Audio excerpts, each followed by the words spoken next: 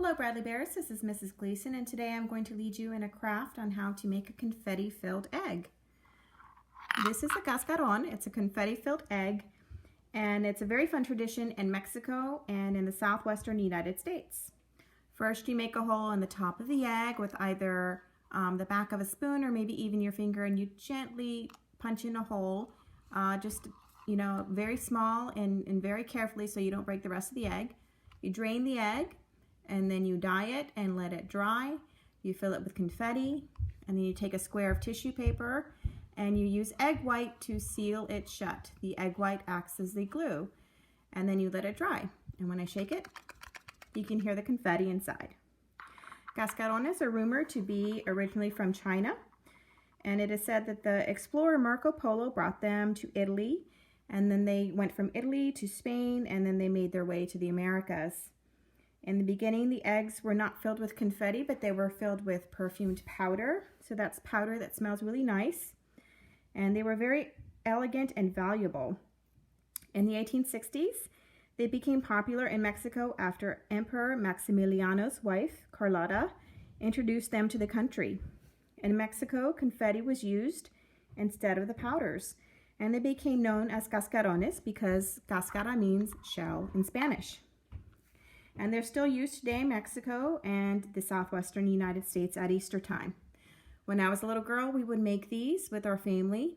And then on Easter, we would go to a ranch in Mexico. My father's family owned a ranch there, and we had a lot of land. And we would have an egg hunt and find them and then crack them when we were done. We would crack them on each other's heads, and that sounds kind of funny, but that's what we did back home. Here, what I do with my kids is something a little bit safer. So we have our hunt in the backyard, and they never liked the idea of cracking them on each other's heads. So what we would do instead is crack them on the driveway or on the side of the house.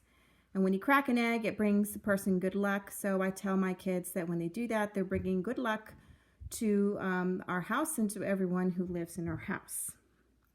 So you can make as many or as few as you want. You can make one, you can make two. And I'm gonna go ahead and film my family making them this year, and you can see how it's done. I hope you enjoy. Okay, so this is how you're going to make your eggshells. You're gonna take a spoon, you can use this. Sometimes I feel like even the end of the spoon is a little bit better. You can even use your fingers. And you just start peeling away the narrow end of the egg until you make a little hole. It doesn't have to be perfect. You're going to have rough, jagged edges, and that's okay because we're going to cover that. But we do want it to be big enough so you can fit your confetti inside. Okay, and I'm going to take my egg out. In this case, it actually came out perfectly.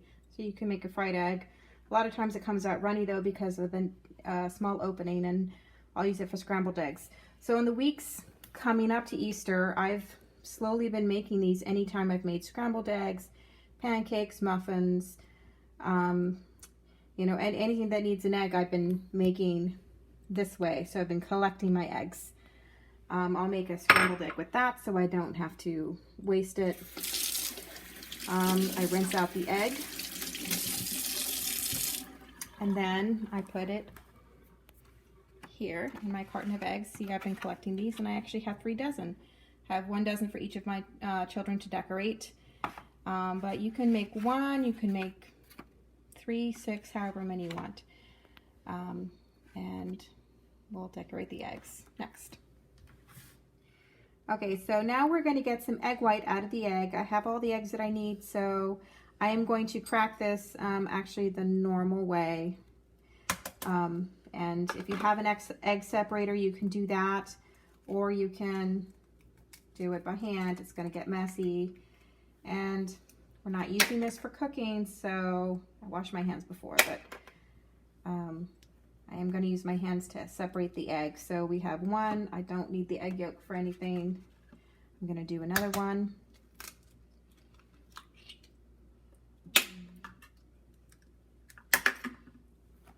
Separating my egg. Oops. The egg yolk went in there, and thankfully it did not break. Okay.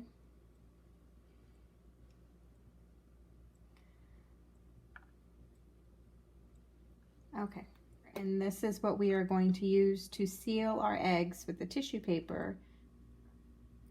Okay, what you're going to need for this to make the cascarones are your eggshells, your empty eggshells, and keep that egg carton because it's a nice place to store them. You are also going to need some tin foil. You use paper towels, but I like tin foil because it doesn't leak, the egg dye doesn't leak through. You also need an egg dyeing kit and some cups that you're going to put your eggs in. It doesn't have to be the kind that you buy from the store. You can use these little cups too, like a little cup like that also. I find that vinegar helps make the egg dye colors a little bit stronger, so that's nice to use. And you'll need a spoon or one of these guys to help get the egg in and out. You will also need some confetti. You can make your own confetti or you can buy some. I found these, not this year, but in a previous year on Amazon, and got a bunch of these little packets shipped. Scissors and tissue paper that you will cut in, it's about 2 1/4 by 3 1/4 square. It doesn't have to be exactly that much, but it has to be big enough to fit over your egg. So maybe 2 by 2 would be good too. And you will also need your egg white that we cracked earlier. This is going to be your glue. And these are the supplies you'll need to make your eggs. Okay, so we've made our dyes according to the directions on our box, and they're ready to go in the cups. And we're going to put the eggs inside and dye them.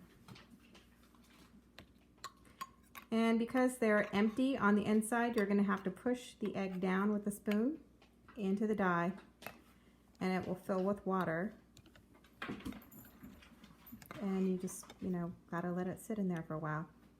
Okay, so we have some eggs in all the dye cups, and Shannon is pouring the dye over to cover all the egg.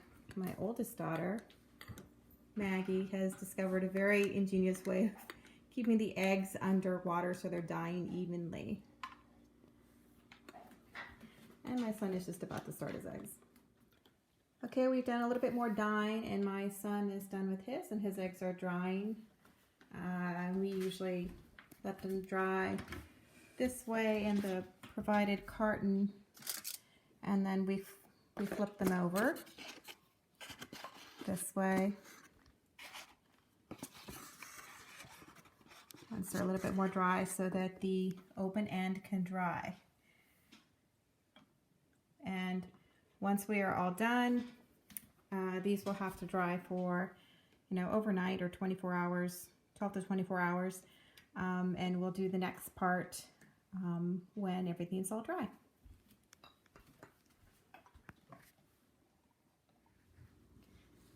This year we got kits that you can make golden eggs. This is new for us. So we just take a little sponge and paint the gold paint that was supplied in the kit, and we cover our egg.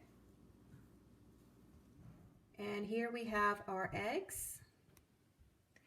They are all colored, and the openings are face up so that they can dry inside and out, and we will fill them with confetti tomorrow. Okay, so our eggs have dried on the outside and on the inside, and now we are putting confetti inside the eggs. Just going to put a little bit because the more you put in, the more you have to clean up outside. So we just put a little bit in. Okay, so we have filled our eggs with confetti.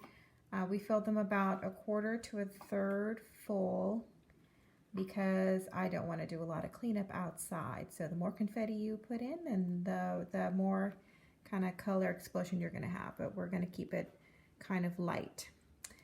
And then our next step is to take the tissue paper, and you hold it over the egg, and you dip your finger in the egg white and you paint the egg shut with the egg white, and you do not, please do not put the egg white in your mouth. See, it takes a while, but you keep painting it shut.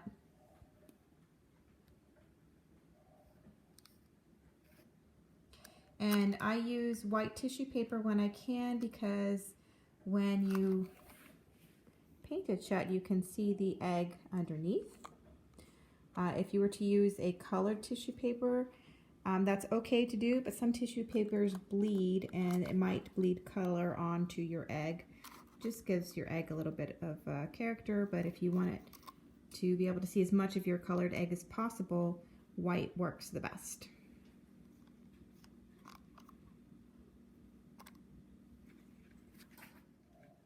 And now we have all of our cascarones. They are covered with the tissue paper. You can make a lot, or you can just make one or two.